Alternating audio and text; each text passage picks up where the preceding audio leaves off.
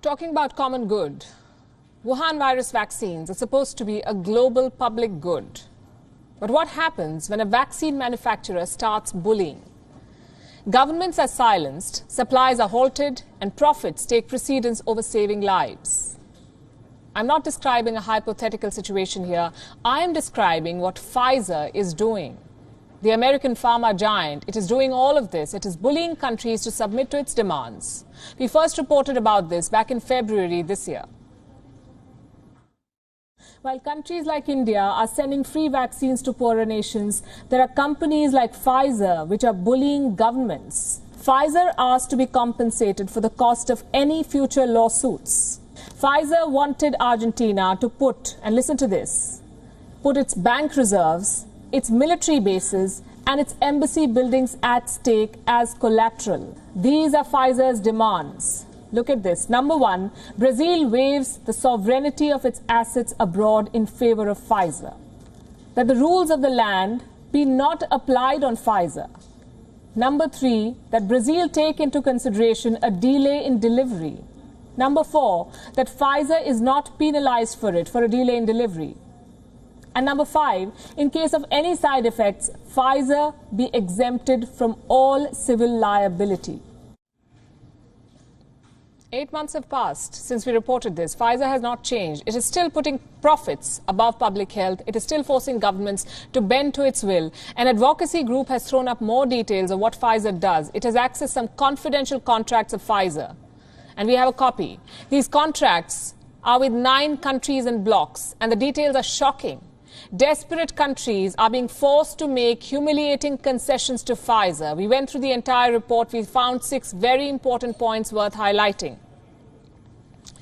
Number one, Pfizer has the right to silence governments. It has forced countries to not talk about the deals they strike for shots. Number two, Pfizer controls the donations of its shots, not the country that buys them. Pfizer will decide where the shots go.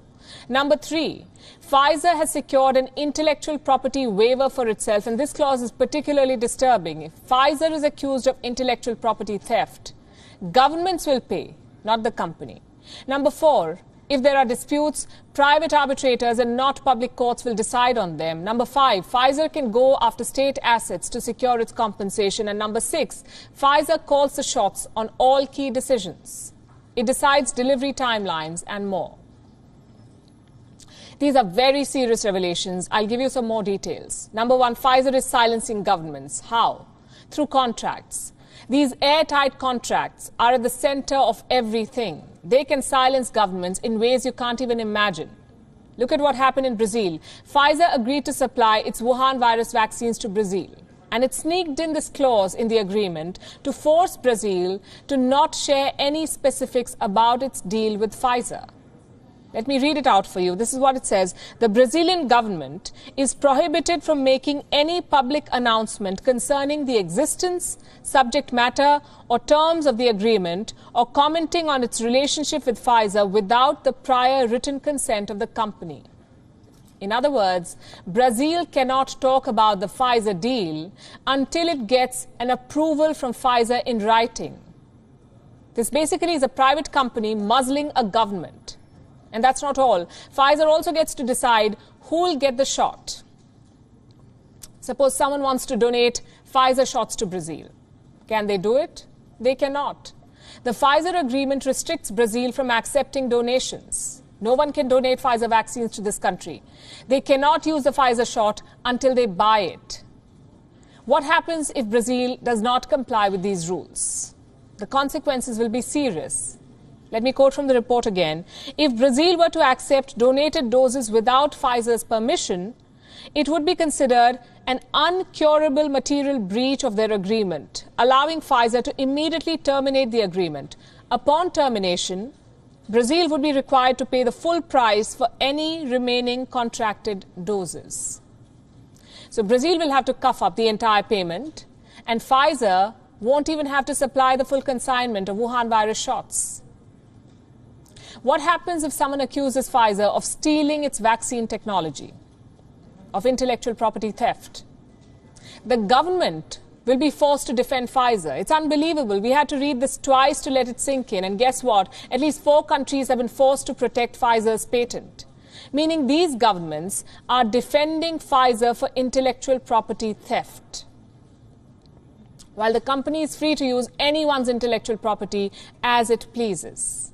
Colombia is one of these victims. I'll explain with an example. Suppose a domestic vaccine maker or any pharma company in Colombia goes to court and they accuse Pfizer of infringing their vaccine patent. Who will be the one fighting that case? Not Pfizer. Even though they're the accused party, it's not Pfizer and their lawyers who will be in court. It will be the Colombian government. The government will have to defend Pfizer. And if they lose the case, it will be the Colombian government that will have to pay the settlement, not Pfizer. What if these governments want to get out of these tough contracts? They won't be able to sue Pfizer at home.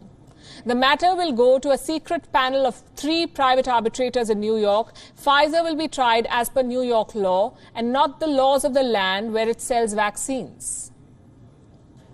And these countries will pay heavily if they lose in arbitration.